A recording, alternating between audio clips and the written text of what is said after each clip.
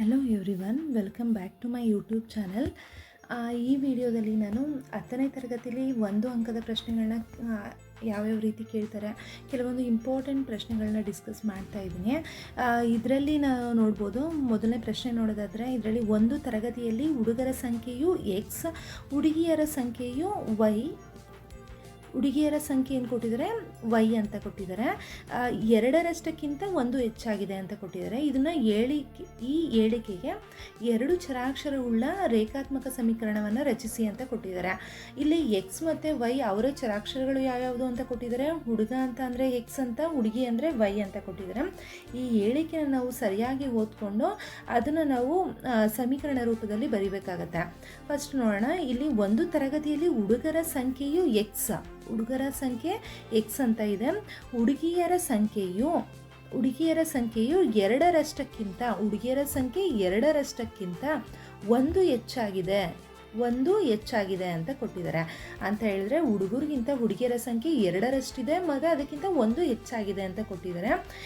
ಈ ರೀತಿ ನಮಗೆ 1 ಅಂಕದ ಪ್ರಶ್ನೆ, ಈ ರೀತಿ ಪ್ರಶ್ನೆಗಳು ಬರೋ ಚಾನ್ಸ್ ಇರುತ್ತೆ. ಇದು ಪ್ರಿಪ್ರೇಟರಿಲಿ ಕೇಳಿರೋವಂಥ ಪ್ರಶ್ನೆ. ಇದನ್ನು ನಾವು ಇಷ್ಟು ಬರ್ದು ಹೀಗೆ ಬಿಡ್ಬೋದು, ಅಥವಾ ಇದನ್ನು ಚರಾಕ್ಷರಗಳೇನಿದೆ ಅದು ಎರಡನ್ನೂ ಒಂದೇ ಕಡೆ ನಾವು ಬರೆದು ಬಿಡ್ಬೋದು. ಎಕ್ಸ್ ಅಂತ ಏನಿದೆ ಅದನ್ನು ಹಾಗೆ ಇಟ್ಕೋತಾ ಇದ್ದೀನಿ. ಈ 2 ವೈ ಏನಿದೆ ಅದನ್ನು ಈ ಕಡೆ ಶಿಫ್ಟ್ ಮಾಡಿದ್ರೆ -2 ವೈ ಆಗುತ್ತೆ, =1 ಅಂತ ಬರಿಬೋದು. ಈ ರೀತಿ ಇದು 1 ಅಂಕದ ಪ್ರಶ್ನೆ ಈ ರೀತಿ ಬರುತ್ತೆ.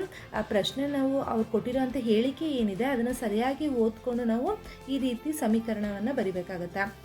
ಇನ್ನು 10ನೇ ಪ್ರಶ್ನೆ ಅಂತ ಅಂದರೆ ಇಲ್ಲಿ ಕೊಟ್ಟಿರೋಂಥ ಪ್ರಶ್ನೆ ಏನಿದೆ ಅಂದರೆ, ಶೂನ್ಯತೆಗಳು ಆಲ್ಫಾ ಮತ್ತು ಬೀಟಾ, 2 ಶೂನ್ಯತೆಗಳು ಅವರೇ ಕೊಟ್ಟಿದ್ದಾರೆ, ಆಲ್ಫಾ ಮತ್ತು ಬೀಟಾ ಆಗಿರುವ ಒಂದು ವರ್ಗ ಬಹುಪದೋಕ್ತಿಯನ್ನು ಬರೆಯಿರಿ ಅಂತ. ನಾವು ವರ್ಗ ಬಹುಪದೋಕ್ತಿ ಬರಿಬೇಕು ಅಂತ ಹೇಳಿದ್ರೆ ಒಂದು ಸೂತ್ರ ಇದೆ. ಅದಕ್ಕೂ ಮುಂಚೆ ಇದನ್ನು ಎರೇಸ್ ಮಾಡ್ತೀನಿ, ಇಲ್ಲಾಂದರೆ ಕನ್ಫ್ಯೂಷನ್ ಆಗುತ್ತೆ. ಓಕೆ, ಇಲ್ಲಿ ಶೂನ್ಯತೆಗಳು ಆಲ್ಫಾ ಬೀಟಾ ಅಂತ ಕೊಟ್ಟಿದ್ರೆ ವರ್ಗ ಬಹುಪದೋಕ್ತಿ ಬರಿಬೇಕು ಅಂತ ಹೇಳಿದ್ರೆ ನಾವು ಸೂತ್ರ ಏನಿದೆ ಅಂತ ಹೇಳಿದ್ರೆ x² ಮೈನಸ್ ಇಲ್ಲಿ ಏನಂತಂದರೆ ಶೂನ್ಯತೆಗಳ ಮೊತ್ತ ಇಂಟು ಎಕ್ಸ್ ಪ್ಲಸ್ ಶೂನ್ಯತೆಗಳ ಗುಣಲಬ್ಧ =0. ಆ ಶೂನ್ಯತೆಗಳ ಮೊತ್ತ ಏನಿರುತ್ತೆ ಅದು ಮತ್ತು ಶೂನ್ಯತೆಗಳ ಗುಣಲಬ್ಧ ಏನಿರುತ್ತೆ ಅದನ್ನು ನಾವು ಇಲ್ಲಿ ಬರಿಬೇಕಾಗತ್ತೆ. ಇಷ್ಟು ಬರೆದ್ರೆ ಇದು ನಮಗೆ ಸೂತ್ರ ಆಗಿರುತ್ತೆ. ಇದನ್ನು ಬಳಸ್ಕೊಂಡು ಅವರು ಏನು ಶೂನ್ಯತೆಗಳು ಕೊಟ್ಟಿರ್ತಾರೆ ಅದನ್ನು ನಾವು ಬರಿಬೇಕಾಗತ್ತೆ. ಇಲ್ಲಿ ಶೂನ್ಯತೆಗಳು ಆಲ್ಫಾ ಮತ್ತು ಬೀಟಾ ಅಂತ ಕೊಟ್ಟಿದ್ದಾರೆ. ಈ x² ಏನಿದೆ ಅದನ್ನು ಹಾಗೆ ಬರ್ಕೊಳ್ಳೋಣ, ಮೈನಸ್ ಚಿಹ್ನೆ ಏನಿದೆ ಅದನ್ನು ಹಾಗೆ ಬರೆಯೋಣ. ಶೂನ್ಯತೆಗಳ ಮೊತ್ತ ಅಂತ ಕೊಟ್ಟಿರೋದ್ರಿಂದ ಇಲ್ಲಿ 2 ಶೂನ್ಯತೆಗಳಿದೆ. ಆ ಶೂನ್ಯತೆಗಳ ಮೊತ್ತ ಅಂದರೆ ಆಲ್ಫಾ ಪ್ಲಸ್ ಬೀಟಾ ಅಂತ ಆಗುತ್ತೆ. ಇಲ್ಲಿ ಎಕ್ಸ್ ಏನಿದೆ ಆ ಎಕ್ಸ್ ಹಾಗೆ ಬರ್ಕೊಳ್ಳೋಣ, ಪ್ಲಸ್ ಶೂನ್ಯತೆಗಳ ಗುಣಲಬ್ಧ. ಇಲ್ಲಿ ಶೂನ್ಯತೆಗಳು ಏನಿದೆ ಆಲ್ಫಾ ಮತ್ತು ಬೀಟಾ ಇದೆ, ಇಲ್ಲಿ ಗುಣಲಬ್ಧ ಆಲ್ಫಾ ಬೀಟಾ ಅಂತ ಆಯಿತು, =0. ಇಷ್ಟು ಬರೆದ್ರೆ ನಮಗೆ ಒಂದು ಅಂಕ ಸಿಗ್ತಾ ಹೋಗುತ್ತೆ. ಇಲ್ಲಿ alpha plus beta into X. ಈ ಆಲ್ಫಾ ಮತ್ತು ಬೀಟಾ ಏನಿದೆ ಇಲ್ಲಿ ಆಲ್ಫಾ ಬೀಟಾ ಅಂತ ಶೂನ್ಯತೆಗಳು ಅವರೇ ಕೊಟ್ಟಿದ್ದಾರೆ. ಇಲ್ಲಿ ಏನಾದರೂ ಯಾವುದಾದ್ರೂ ಸಂಖ್ಯೆಗಳು ಕೊಟ್ಟರು ಕೂಡ ನಾವು ಈ ಸೂತ್ರವನ್ನು ಬಳಸಬೇಕಾಗುತ್ತೆ. x² ಮೈನಸ್ ಶೂನ್ಯತೆಗಳ ಮೊತ್ತ ಇಂಟು ಎಕ್ಸ್ ಪ್ಲಸ್ ಶೂನ್ಯತೆಗಳ ಗುಣಲಬ್ಧ =0 ಅಂತ ಈ ರೀತಿ ಬಳಸ್ಕೊಂಡು ನಾವು ಈ ರೀತಿ ಪ್ರಶ್ನೆಗಳು ಬಂದರೆ ನಾವು ಆನ್ಸರ್ ಮಾಡಬೇಕಾಗುತ್ತೆ. ಇನ್ನು ಮುಂದಿನ ಪ್ರಶ್ನೆಯನ್ನು ನೋಡೋಣ. ಸರಾಸರಿ 27 ಮತ್ತು ಮಧ್ಯಾಂಕ 33 ಆಗಿರುವ ದತ್ತಾಂಶಗಳ ಬಹುಲಕವನ್ನು ಕಂಡುಹಿಡಿಯಿರಿ ಅಂತ ಕೊಟ್ಟಿದ್ದಾರೆ. ಬಹುಲಕವನ್ನು ಕಂಡುಹಿಡಿಯಿರಿ ಅಂತ ಸರಾಸರಿ ಅವರೇ ಕೊಟ್ಟಿದ್ದಾರೆ, ಮಧ್ಯಾಂಕ 33 ಕೊಟ್ಟಿದ್ದಾರೆ, ಬಹುಲಕನ ನಾವು ಕಂಡುಹಿಡಿಬೇಕು. ಈ ರೀತಿ ಪ್ರಶ್ನೆ 1 ಅಂಕದ ಪ್ರಶ್ನೆ ಬಂದಾಗ ನಮಗೆ ಒಂದು ಸೂತ್ರ ನೆನಪಿರಬೇಕು. ಯಾವುದು ಅಂತ ಹೇಳಿದ್ರೆ ಮಧ್ಯಾಂಕ, ಬಹುಲಕ, ಸರಾಸರಿ ಇಷ್ಟಕ್ಕೂ ಇರೋ ಅಂಥ ಸಂಬಂಧದ ಒಂದು ಸೂತ್ರ ಇದೆ. ಏನಂತ ಹೇಳಿದ್ರೆ ಬಹುಲಕ =3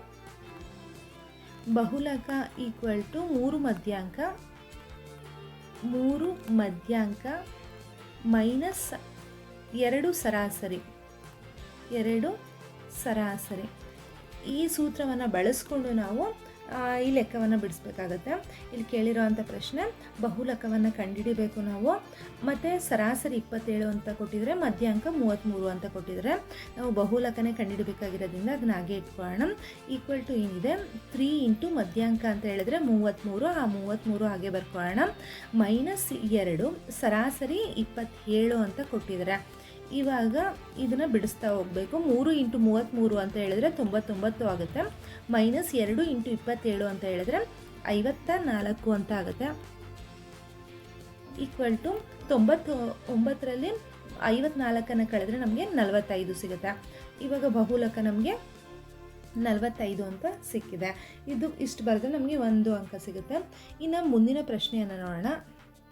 ಮುಂದಿನ ಪ್ರಶ್ನೆಯನ್ನು ನೋಡೋದಾದರೆ ಇದರಲ್ಲಿ ಒಂದು ಸಮಾಂತರ ಶ್ರೇಣಿಯ ಮೂರನೇ ಪದ ಅಂತ ಹೇಳಿದ್ರೆ A3 = 13 ಅಂತ ಆಯಿತು. ಮತ್ತು ಎರಡನೇ ಪದವು 8 ಆದರೆ ಅಂದರೆ A2 = 8 ಅಂತ ಆಯಿತು. ಈ ಸಮಾಂತರ ಶ್ರೇಣಿಯ ಮೊದಲನೇ ಪದವನ್ನು ಕಂಡುಹಿಡಿಯಿರಿ. ಮೊದಲನೇ ಪದ ಅಂತ ಹೇಳಿದ್ರೆ ನಮಗೆ ಎನ ನಾವು ಕಂಡುಹಿಡಬೇಕಾಗತ್ತೆ. ಇಲ್ಲಿ A3 ಅಂತ ಹೇಳಿದ್ರೆ 13 ಅಂತ ಕೊಟ್ಟಿದ್ದಾರೆ. ನಮಗೆ ಎನ್ ಸೂತ್ರ ಗೊತ್ತಿದೆ, ಏನದು ಅಂತ ಹೇಳಿದ್ರೆ A + n - 1 × D ಅಂತ ಈಕ್ವಲ್ ಟು ಈ 13 ಏನಿದೆ ಅದನ್ನು ಹಾಗೆ ಬರ್ಕೊಳ್ಳೋಣ. ಈ A3 ಅಂತ ಬಂದಿರೋದ್ರಿಂದ n ಜಾಗದಲ್ಲಿ ನಾವು 3 ಹಾಕೋಣ. 3 - 1 × D = 13 ಆಯಿತು. ಅಂದರೆ A + 3 - 1 ಅಂದರೆ 2D = 13. ಅಂದರೆ A3 ಅಂತ ಹೇಳಿದ್ರೆ ನಮಗೆ ಈ ಸಮೀಕರಣ ಸಿಕ್ಕಿದೆ. ಇಲ್ಲಿ ಅಬ್ಸರ್ವ್ ಮಾಡ್ಬೋದು, ನಾವು ಎನ್ ಸೂತ್ರವನ್ನು ಬಳಸಬೇಕಾದ್ರೆ ಇಲ್ಲಿ ಅವರು ಯಾವ್ದಾದ್ರು ಸಂಖ್ಯೆ ಕೊಟ್ಟಿದ್ದಾರೆ ಅಂತ ಹೇಳಿದ್ರೆ A3 ಅಂತ ಕೊಟ್ಟಿದ್ದಾರೆ. ಮೂರನೇ ಪದ ಕೊಟ್ಟಿರೋದ್ರಿಂದ ಇಲ್ಲಿ 3 ಅಂತ ಇದ್ದರೆ ನಮಗೆ ಇಲ್ಲಿ 2 ಅಂತ ಬರ್ತಾ ಇದೆ. ಅಂದರೆ ಇಲ್ಲಿ ಕೊಟ್ಟಿರೋಂಥ ಸಂಖ್ಯೆಗಿಂತ ಒಂದು ಸಂಖ್ಯೆ ಕಡಿಮೆ ಬರುತ್ತೆ. ಅದರಿಂದ ನಾವು ಈ ಸಮೀಕರಣನ ಈಸಿಯಾಗಿ ಸಿಂಪಲ್ಲಾಗಿ ಬರ್ಕೋಬೋದು. ಹೇಗೆ ಅಂತ ಹೇಳಿದ್ರೆ ಇಲ್ಲಿ ಕೊಟ್ಟಿರೋ ಅಂಥದ್ದನ್ನು ನೋಡ್ಬೋದು. ಈ ಸಂಖ್ಯೆ 3 ಆದರೆ ಅದಕ್ಕಿಂತ ಒಂದು ಸಂಖ್ಯೆ ಕಡಿಮೆ ಹಾಕಿ ನಾವು ಈ ಥರ ಸಮೀಕರಣ ಬರ್ಕೋಬೇಕು. ಅದು ಸಿಂಪಲಾಗಿ ಹೇಳೋದಾದರೆ ಇಲ್ಲಿ ಒಂದು A2 = 8 ಅಂತ ಕೊಟ್ಟಿದ್ದಾರೆ. A2 ಅಂತ ಕೊಟ್ಟಿರೋದ್ರಿಂದ ಇದನ್ನು A + 2 ಇರೋದ್ರಿಂದ ಅದರಿಂದ 1 ನಾವು ಕಳಿಬೇಕಾಗುತ್ತೆ. 1 ಕಳೆದ್ರೆ ನಮಗೆ 1D ಆಗುತ್ತೆ. ಈಕ್ವಲ್ ಟು ಅಲ್ಲಿ ಏನು ಕೊಟ್ಟಿದ್ದಾರೆ 8 ಅಂತ ಕೊಟ್ಟಿದ್ದಾರೆ. ಅದರಿಂದ 8 ಬರ್ಕೊಳ್ಳೋಣ. ಇವಾಗ ನಾವು ಈ ಎರಡೂ ಸಮೀಕರಣಗಳನ್ನ ಬಳಸ್ಕೊಂಡು ಏನು ಕಂಡುಹಿಡಬೇಕಾಗಿದೆ, ಮೊದಲ ಪದ ಅಂದರೆ ನಾವು ಎನ್ನು ಕಂಡುಹಿಡಬೇಕು. ಸೊ ಇವಾಗ ಲೆಕ್ಕವನ್ನು ಬಿಡಿಸ್ತಾ ಹೋಗೋಣ. ಇದನ್ನು ಎರೇಸ್ ಮಾಡ್ತೀನಿ. ಆ ಎರಡು ಸಮೀಕರಣಗಳನ್ನ ಬಳಸ್ಕೊಂಡು ಲೆಕ್ಕವನ್ನು ಮಾಡ್ತೀನಿ. ನೋಡೋಣ, ಇಲ್ಲಿ ಎರಡು ಸಮೀಕರಣ ಅಂತ ಅಂದರೆ A + 2D = 13 ಅಂತ ಸಿಕ್ಕಿದೆ. ಅದೇ ರೀತಿ A + D = 8 ಅಂತ ಸಿಕ್ಕಿದೆ. ನಾವು ಕಂಡುಹಿಡಿಬೇಕಾಗಿರುವಂಥದ್ದು A ಆಗಿರೋದ್ರಿಂದ ನೀವು ಡೈರೆಕ್ಟಾಗಿ ಈಗಲೂ ಏನು ಕ್ಯಾನ್ಸಲ್ ಮಾಡಿ D ಫೈಂಡ್ ಔಟ್ ಮಾಡಿ ಅದಾದಮೇಲೆ ಏನು ಕಂಡುಹಿಡಿಬೋದು. ಅಥವಾ ಸಿಂಪಲಾಗಿ ನೀವು ಏನೇ ಕಂಡುಹಿಡಿಬೇಕು ಅಂತ ಹೇಳಿದ್ರೆ ಇದು ಫಸ್ಟು Dನ ಕಂಡುಹಿಡ್ಕೊಬೋಣ. ಫಸ್ಟು ಇಲ್ಲೂ ಪ್ಲಸ್ ಇದೆ ಅಂತ ಹೇಳಿದ್ರೆ ನಾವು ಇದನ್ನು ಕಳಿಯೋದಕ್ಕಾಗೋದಿಲ್ಲ. ಆದ್ದರಿಂದ ಏನು ಮಾಡೋಣ, ಈ ಚಿಹ್ನೆನ ಬದಲಾಯಿಸ್ಕೊಬೋಣ. ಮೈನಸ್ ಆಯಿತು. ಇಲ್ಲಿ ಪ್ಲಸ್ ಇರೋದ್ರಿಂದ ನಾವು ಯಾವುದಾದ್ರೂ ಒಂದು ಚಿಹ್ನೆನ ಬದಲಾಯಿಸ್ತಾ ಇದ್ದೀವಿ ಅಂದರೆ ಇಡೀ ಸಮೀಕರಣದ ಚಿಹ್ನೆಯನ್ನು ನಾವು ಬದಲಾಯಿಸಬೇಕಾಗತ್ತೆ. ಇಲ್ಲಿ ಪ್ಲಸ್ ಇರೋದ್ರಿಂದ ಮೈನಸ್ ಆಯಿತು, ಇಲ್ಲಿ ಪ್ಲಸ್ ಇರೋದ್ರಿಂದ ಮೈನಸ್, ಇಲ್ಲಿ ಪ್ಲಸ್ ಇರೋದ್ರಿಂದ ಮೈನಸ್ ಆಯಿತು. ಇವಾಗ ಈಸಿಯಾಗಿ ಇದೆರಡನ್ನು ಕ್ಯಾನ್ಸಲ್ ಮಾಡ್ಬೋದು. ಉಳಿದಿರೋ ಅಂಥದ್ದು 2D ಮತ್ತು D ಇದೆ. 2ರಲ್ಲಿ 1 ಕಳೆದ್ರೆ ನಮಗೆ 1 ಸಿಗುತ್ತೆ D. ಇಲ್ಲಿ ದೊಡ್ಡ ಸಂಖ್ಯೆಯ ಚಿಹ್ನೆ ಹಾಕೋಬೇಕಾಗತ್ತೆ. ದೊಡ್ಡ ಸಂಖ್ಯೆ ಪ್ಲಸ್ ಇರೋದ್ರಿಂದ ಇಲ್ಲೂ ಪ್ಲಸ್ ಅಂತ ಬರುತ್ತೆ. ಈಕ್ವಲ್ ಟು ಇಲ್ಲಿ 13 - 8 ಆಗುತ್ತೆ. 13ರಲ್ಲಿ 8 ಕಳೆದ್ರೆ ನಮಗೆ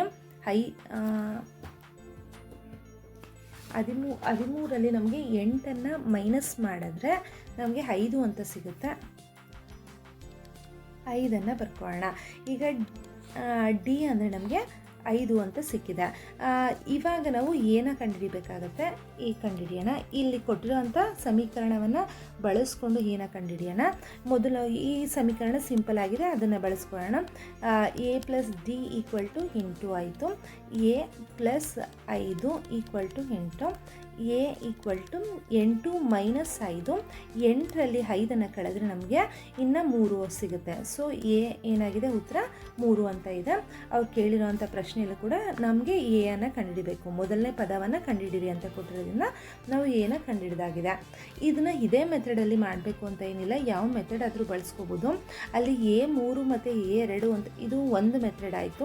ಅವರು A3 ಮತ್ತು A2 ಅಂತ ಕೊಟ್ಟಿರೋದ್ರಿಂದ ಇನ್ನೂ ಒಂದು ಮೆಥಡ್ ಕೂಡ ಫಾಲೋ ಮಾಡ್ಬೋದು. ಏನಂತ ಹೇಳಿದ್ರೆ ನಮಗೆ ವರ್ಜಿಸುವ ವಿಧಾನ ನಾರ್ಮಲಾಗಿ ಕ್ಯಾಲ್ಕುಲೇಟ್ ಮಾಡೋದು ಹೇಗೆ ಅಂತ ಗೊತ್ತಿರೋದ್ರಿಂದ ಈ ರೀತಿ ಮಾಡ್ಬೋದು. ಸ್ವಲ್ಪ ಲೆಂತಿ ಪ್ರೊಸೀಜರ್ ಆಯಿತು. ಇನ್ನು ಸಿಂಪಲ್ಲಾಗಿ ಮಾಡ್ಬೋದು ಅಂತ ಹೇಳಿದ್ರೆ ಅವ್ರು ಏನು ಕೊಟ್ಟಿದ್ದಾರೆ, A ಅಂತ ಹೇಳಿದ್ರೆ A3 ಅಂದರೆ 13 ಅಂತ ಕೊಟ್ಟಿದ್ದಾರೆ. ಹಾಗೆಯೇ A2 ಅಂದರೆ 8 ಅಂತ ಕೊಟ್ಟಿದ್ದಾರೆ. ನಾವು ಡಿನ ಕಂಡುಹಿಡಿಬೇಕು ಅಂತ ಹೇಳಿದ್ರೆ ಇವಾಗ for example A1 A2 A3 A2 A3 ಈ ರೀತಿ ಕೊಟ್ಟಿರಬೇಕಾದ್ರೆ ನಾವು ಡಿನ ಕಂಡುಹಿಡಬೇಕು ಅಂತ ಹೇಳಿದ್ರೆ ಇಂದಿನ ಸಂಖ್ಯೆಯಿಂದ ಮುಂದಿನ ಸಂಖ್ಯೆಯನ್ನು ನಾವು ಮೈನಸ್ ಮಾಡ್ತೀವಲ್ವಾ. ಆದರೆ ಇಲ್ಲಿ 3 ಮತ್ತು 2 ಕೊಟ್ಟಿರೋದ್ರಿಂದ 3ರಿಂದ 2 ನಾವು ಮೈನಸ್ ಮಾಡ್ಬೋದು. ಅಂದರೆ A3 ಮೈನಸ್ A2 ಮಾಡ್ಬೋದು. A3 ಅಂದರೆ 18, A2 ಅಂತ ಹೇಳಿದ್ರೆ 8. ಸೊ 13ರಲ್ಲಿ ನಮಗೆ 13ರಲ್ಲಿ 8 ಕಳೆದ್ರೆ ನಮಗೆ 5 ಅಂತ ಸಿಕ್ತು. ಅಂದರೆ ಡಿ ಬೆಲೆ ನಮಗೆ ಈಸಿಯಾಗಿ ಸಿಕ್ತು. ಈ ಮೆಥಡ್ ಕೂಡ ನಾವು ಫಾಲೋ ಮಾಡ್ಬೋದು. ನಮಗೆ ಈ ಮೆಥಡ್ ಗೊತ್ತಾಗಲಿಲ್ಲ, ಸರಿಯಾಗಿ ನೆನಪಾಗಲಿಲ್ಲ ಅಂದರೆ ನಾನು ಮೊದಲು ಹೇಳಿದಂಥ ಮೆಥಡನ್ನು ಫಾಲೋ ಮಾಡ್ಬೋದು. ಇವಾಗ ಡಿ ಬೆಲೆ ಸಿಕ್ತು. ಡಿ ಬೆಲೆ ಸಿಕ್ಕಿದ ಮೇಲೆ ನಮಗೆ ಇದು ಸಾಮಾನ್ಯ ವ್ಯತ್ಯಾಸ ಗೊತ್ತಾಯಿತು. ಎಷ್ಟು ಇಲ್ಲಿಂದ ಇಲ್ಲಿಗಿರೋವಂಥ ಎಷ್ಟಾಯಿತು, 5 ವ್ಯತ್ಯಾಸಗಳು ಬರ್ತಾ ಇದೆ ಅಂತ. ಇವಾಗ ನಾವೇನು ಮಾಡ್ಬೋದು, A2 ಮೈನಸ್ A1 ಅಂತ ಅಂದರೆ ಏನು ಅಂತ ಮಾಡ್ಬೋದು. A2 ಮೈನಸ್ A1 ಅಂತ ಹೇಳಿದ್ರೆ ಅದಕ್ಕಿರೋ ವ್ಯತ್ಯಾಸ ಡಿ ಬೆಲೆ ಆಗಿರುತ್ತೆ. ಸೊ A2 ಅಂದರೆ 8 ಅಂತ ಕೊಟ್ಟಿದ್ದಾರೆ. ಏನು ನಾವು ಕಂಡುಹಿಡಬೇಕು, A1 ಹಾಗೆ ಇಟ್ಕೊಳ್ಳೋಣ. ಡಿ ಅಂದರೆ 5 ಅಂತ ಸಿಕ್ಕಿದೆ. ಸೊ 8 ಈ ಮೈನಸ್ ಹಾಗೆ ಇಟ್ಕೊಳ್ಳೋಣ. ಇದನ್ನು ಈ ಕಡೆ ಶಿಫ್ಟ್ ಮಾಡಿದ್ರೆ ಮೈನಸ್ ಆಯಿತು. A1ನ ಈ ಕಡೆ ಶಿಫ್ಟ್ ಮಾಡಿದ್ರೆ ಪ್ಲಸ್ A1 ಆಯಿತು. 8ರಲ್ಲಿ 5 ಕಳೆದ್ರೆ ನಮಗೆ 3 ಅಂತ ಉತ್ತರ ಸಿಗ್ತಾ ಇದೆ. ಸೊ ಈ ರೀತಿನಾದ್ರು ನಾವು ಸಿಂಪಲ್ಲಾಗಿ ಈ ಲೆಕ್ಕವನ್ನು ಬಿಡಿಸ್ಬೋದು. ಇನ್ನು ಮುಂದಿನ ಪ್ರಶ್ನೆಯನ್ನು ನೋಡೋಣ. ಮುಂದಿನ ಪ್ರಶ್ನೆಯನ್ನು ನೋಡೋದಾದರೆ ಈ ಪ್ರಶ್ನೆಯಲ್ಲಿ ಏನು ಕೊಟ್ಟಿದ್ದಾರೆ, 2, 3 ಮತ್ತು 4, 7 ಈ ಬಿಂದುಗಳನ್ನು ಸೇರಿಸುವ ರೇಖಾಖಂಡದ ಮಧ್ಯಬಿಂದುವಿನ ನಿರ್ದೇಶಾಂಕವನ್ನು ಕಂಡುಹಿಡಿಯಿರಿ ಅಂತ ಕೊಟ್ಟಿದ್ದಾರೆ. ಇಲ್ಲಿ ಡೈರೆಕ್ಟಾಗಿ ಕ್ವಶನ್ ಕೊಟ್ಟಿದ್ದಾರೆ. ಏನಂತ ಹೇಳಿದ್ರೆ ಮಧ್ಯಬಿಂದುವನ್ನು ಕಂಡುಹಿಡಿಯಿರಿ ಅಂತ ಕೊಟ್ಟಿದ್ದಾರೆ. ಮಧ್ಯಬಿಂದು ಅಂತ ಬಂದಿರೋದ್ರಿಂದ ನಾವು ಮಧ್ಯಬಿಂದು ಸೂತ್ರವನ್ನು ಬಳಸಬೇಕಾಗತ್ತೆ. ಮಧ್ಯಬಿಂದು ಸೂತ್ರ ಏನಂತ ಹೇಳಿದ್ರೆ x1 plus x2 divided by 2 y1 plus y2 divided by 2 ಇದು ಮಧ್ಯಬಿಂದು ಸೂತ್ರ ಆಗಿದೆ. ಇಲ್ಲಿ ಕೊಟ್ಟಿರೋವಂಥ ಸಮೀಕರಣದಲ್ಲಿ ನಾವೇನು ಮಾಡೋಣ ಅಂತ ಹೇಳಿದ್ರೆ x1 ಯಾವುದು y1 ಯಾವುದು ಅಂತ ಬರ್ಕೊಳ್ಳೋಣ. ಇದು x1 y1, ಇದು x2 y2 ಅಂತ ಬರ್ಕೊಳ್ಳೋಣ. x1 ಅಂತ ಹೇಳಿದ್ರೆ 2 ಪ್ಲಸ್ y1 ಅಂತ ಹೇಳಿದ್ರೆ x2 ಅಂತ ಹೇಳಿದ್ರೆ 4 ಡಿವೈಡೆಡ್ ಬೈ 2. ಹಾಗೆಯೇ y1 ಅಂತ ಹೇಳಿದ್ರೆ 3, y2 ಅಂತ ಹೇಳಿದ್ರೆ 7 ಡಿವೈಡೆಡ್ ಬೈ 2. ಸೊ 4, 5, 6 ಆಯಿತು, 6 ಬೈ 2. ಇಲ್ಲಿ 7, 3, 10 ಬೈ 2.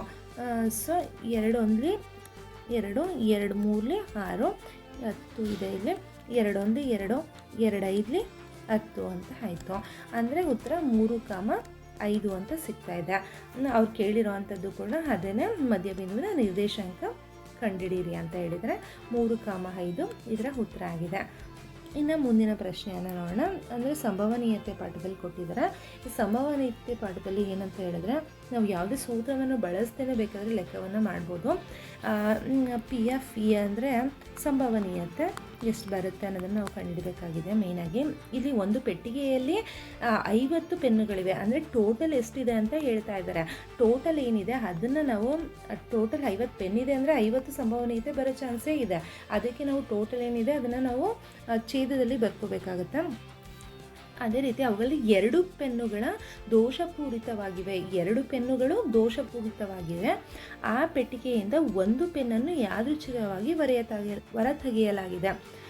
ಹೊರತೆಗೆದ ಪೆನ್ನು ದೋಷಪೂರಿತವಾಗಿದೆ ಅಂತ ಕೊಟ್ಟಿದ್ದಾರೆ. ಅವರು ಯಾದೃಚ್ಛಿಕವಾಗಿ ಒಂದು ಪೆನ್ನನ್ನು ಹೊರತೆಗೆಯಲಾಗಿದೆ ಅಂತ ಹೇಳಿದ್ದಾರೆ. ಈಗ ನಾವು ಇಷ್ಟೇ ಪ್ರಶ್ನೆಯನ್ನು ನೋಡಿ ನಾವು ಉತ್ತರ ಬರೀಬಾರ್ದು. ಒಂದು ಪೆನ್ನು ಅಂತ ಹೇಳಿದ್ರೆ ಮತ್ತೆ ನಮಗೆ 50 ಅಂತಲೇ ಬಂದ್ಬಿಡುತ್ತೆ. ಆದರೆ ಆ ಒಂದು ಪೆನ್ನು ಏನಾಗಿದೆ, ದೋಷಪೂರಿತವಾಗಿದೆ ಅಂತ ಕೊಟ್ಟಿದ್ದಾರೆ.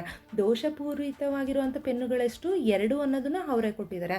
ಸೊ ದೋಷಪೂರಿತವಾಗಿರೋ 2 ಪೆನ್ನುಗಳನ್ನ ನಾವು ಅವರು ಹೊರ ತೆಗಿತಾ ಇದ್ದಾರೆ ಅಂತ ಹೇಳಿದ್ರೆ ಅಲ್ಲಿ 2 ಪೆನ್ನುಗಳು ಹೊರ ಬರೋವಂಥ ಚಾನ್ಸಸ್ ಇದೆ.